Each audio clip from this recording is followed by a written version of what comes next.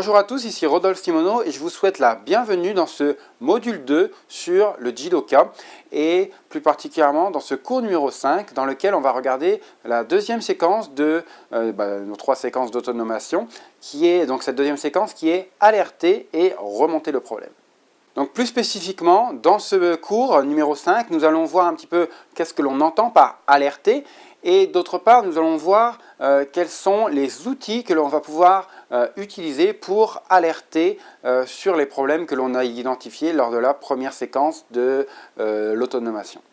Donc pourquoi alerter? Finalement, on veut alerter de manière à rapidement remonter le problème identifié et afin que le processus global soit le moins affecté possible dans sa productivité. Alors, on va avoir différents outils et techniques qui vont nous aider à alerter rapidement et on va en voir plus spécifiquement deux, même si bien d'autres peuvent être déclinés à partir de ces deux-là. Mais on va voir ces deux principaux de manière à vous donner une image, une vision des outils que vous pouvez utiliser pour bien alerter dans le cadre de vos processus lorsqu'un problème a été identifié. Alors le premier outil, c'est ce qu'on appelle Andon, la corde Andon. Vous avez peut-être entendu parler de la corde Andon, la fameuse corde Andon dans les usines de production Toyota, qui est finalement un signal visuel ou sonore qui va permettre d'alerter sur le fait qu'il y a des conditions inhabituelles dans le cadre de processus. Et donc le principe, ça va être d'utiliser cette corde, ou peu importe ce bouton, peu importe comment est-ce que le signal Andon est lancé, mais d'utiliser ce signal qui va envoyer un signal visuel ou sonore pour alerter le premier niveau hiérarchique sur le problème qui a été identifié sur une opération. Et bien évidemment, différents types de signaux, différents types de couleurs vont nous permettre de visuellement expliquer d'où vient le problème, de quelle zone de l'entreprise vient le problème ou de quelle machine vient le problème. Le deuxième outil, c'est bien évidemment le management visuel, au travers lequel on va être capable de partager de l'information de manière visuelle, donc de manière instantanée, de pouvoir dire l'interprétation des informations qui nous sont proposées, s'il y a un problème ou pas. Donc les indicateurs visuels typiques que l'on retrouve, on a déjà parlé, les rejets, le nombre de rejets, le nombre de défauts, la productivité, la cadence, les délais, donc différents types d'indicateurs, ou on va voir peut-être d'autres en suivi visuel qui vont nous permettre de détecter et d'alerter, surtout d'alerter le premier niveau hiérarchique sur un potentiel problème dans le processus. Alors la corde Andon, c'est vraiment le signal en tant que tel et va finalement déclencher différents indicateurs lumineux dans cet exemple-là sur un tableau de bord, un tableau Andon qui va permettre de notifier des problèmes. Donc il va collecter différentes informations et notifier sur un problème particulier sur des critères bien précis. Donc sur ce tableau, on peut retrouver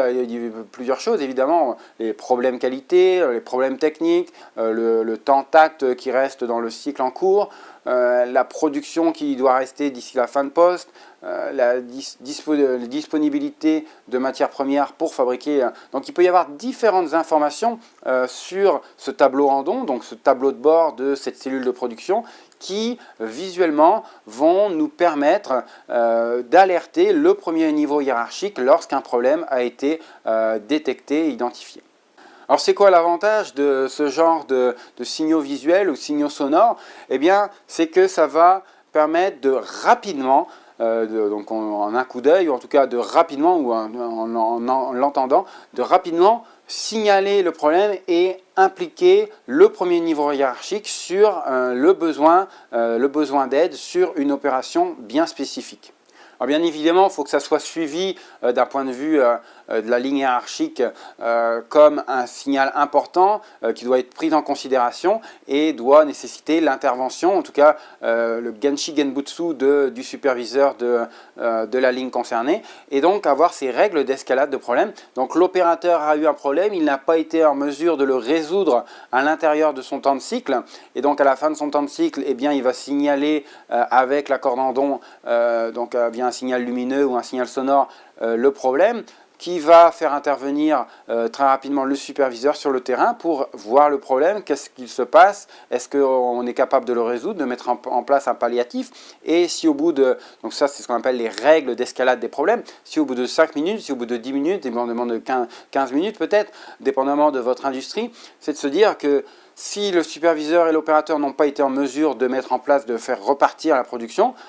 et de trouver un palliatif au problème identifié, eh bien c'est de faire venir le deuxième niveau hiérarchique et de manière à ce que si il y a un gros problème, un gros crash, eh bien qu'on ait un système d'escalade qui va permettre d'alerter le responsable du service parce que ça fait 20 minutes, ça fait 30 minutes, ça fait 40 minutes que la production est arrêtée à cause d'un problème et donc qui requiert l'attention de tout le monde pour être résolu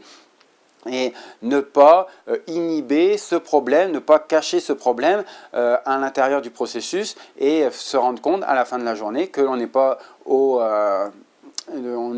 aux objectifs de production et commencer seulement l'investigation des raisons pour lesquelles on n'y est pas en fin de journée, alors que à l'aide de ce genre de système d'escalade, de problèmes, de remontée d'informations, de remontée de problèmes, de tableau de bord, tableau en don, on est en mesure de mettre en place des règles qui vont permettre de rapidement être sur la problématique et d'être en mode résolution quant à la remise en œuvre, la remise en place de la production du processus concerné. Donc le deuxième outil dont on a parlé, c'est bien évidemment le management visuel qui va permettre d'alerter. Alors le management visuel va nous permettre par exemple de discriminer des pièces les unes par rapport aux autres avec des codes couleurs, on les range dans des boîtes oranges pour les parties gauches et dans des boîtes bleues pour les parties droites de pièces, de manière à ne pas les confondre. On l'a vu dans les 5S, le 5S est fortement axé sur le management visuel avec ces tableaux d'outils où on dessine les empreintes d'outils pour visuellement signaler l'absence d'un outil. Donc le management visuel par les indications que l'on peut donner sur des emplacements auxquels on veut retrouver les rejets, où on doit stocker les rejets, stocker les encours. On a vu un petit peu aussi dans les Kanban, comment visuellement on est capable de signifier le besoin de production par rapport à une étape du processus. Donc différents signaux visuels qu'on a vus au travers des différents outils du Lean. Donc tous ont pour volonté d'être facilement compréhensibles lorsqu'ils veulent remonter un problème, et le management visuel est vraiment le vecteur préféré du système de production Lean Manufacturing pour être en mesure de rapidement communiquer des problèmes et de rapidement déclencher les processus d'alerte, les processus de résolution de problèmes associés à l'identification d'un défaut. Donc voilà qui conclut ce cours numéro 5 sur le Jidoka ou l'automation et cette séquence numéro 2 dans laquelle on avait pour but d'alerter sur la présence d'un problème.